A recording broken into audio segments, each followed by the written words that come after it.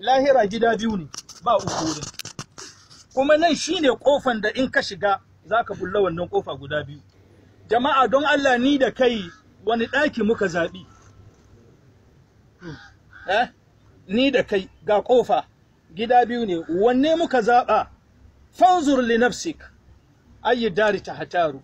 Samari zauna kai makanka tunane wani daki zaka zabi.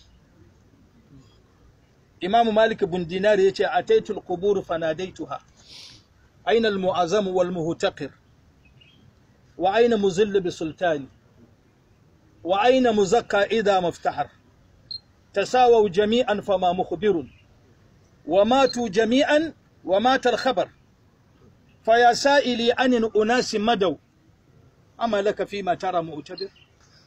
Nazo kabari na tsaya kabari na kira su, malam dazu maganan ka ce akwai sarki nan, akwai limami, akwai mai kudi, akwai minista, akwai MP, akwai talaka, akwai limamin gari. Jama'a kowa na kwance nan, don Allah kira su ka ce sarkin Madina ina kake? Wallahi bai ansawa. Ko ya ansa? Ainal muzil, ina waɗanda ke tafiya suna takama ana samari bari ban bari, samari gyara ban gyarawa.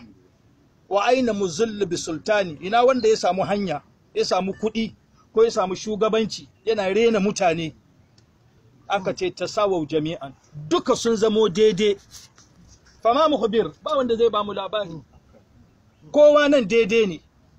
Baka iya gane kabarin malam da kabarin talaka, da na jahili, da mai kuɗi, da wanda bai da shi, da mai hanya, da wanda bai da hanya. Shugaban ƙasan Ghana yau in ya mutu, in aka kawo shi nan, baka iya bambanta kabarinsa da wanda ba shugaba ba. Matu jami'an wa matal khabar, an mutu labari ya ƙare. To kai da ka zo da su kake tsaye nan, amalaka fi ma tara mu'tabir? Don Allah jama'a, amalaka fi ma tara mu'tabir? Don Allah abin da muke ganin ga duka bai ishe ka karatu ba. Bai ishe ka karatu ba. Har ma ka zo makabarta kana fira.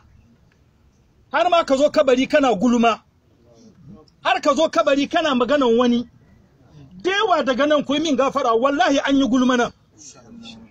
Gagawa kwance. Dan uwanka ka ɗauko kasa kabari. Sai ka koma baya kana gulma. Kana ganin kai firi. Annabi Muhammad idan manzon Allah ya zo makabarta, nan ne wurin shuru, ba wurin magana bane, wurin tunani, wurin lissafi, wurin da mutum da ka zauna ka tambaye kanka, shin gobe na zo nan? Ba wanda ya fi ƙarfin wannan wurin.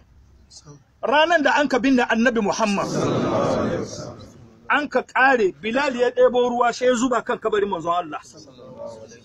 Suna fitowa na Fatima she ta tambaye Bilali, shin Bilali hankalinku ya kwanta kun iya kun sa manzon Allah cikin ƙasa? Ce ga sahabbai kowa jikinsa ya mutu. A ce kaman girman Annabi Muhammad. An gina rami. Manzon Allah ya kwanta cikin rami. Na Fatima ta ce watan kun ji daɗi. Hankalinku ya kwanta kun sa babana cikin ƙasa kun rufe. Bilali ya ce Fatima ya za mu yi? Da muna da iko ba mu binne Annabi cikin rami, da mun binne shi tsakanin bisa da ƙasa kowa na kallon sa. Amma babanki shi ya gaya mana, minha halakinakum wa fiha nu'idukum wa minha nukhrijukum taratan ukhra. Daga nan an ka halice mu, daga nan zamu komo, kuma nan zamu fito ranar tashin alkiyama. Jama'a kabari, wannan bawan Allah da ke kwance yanzu an tada shi fa, ana mai lissafi yanzu haka.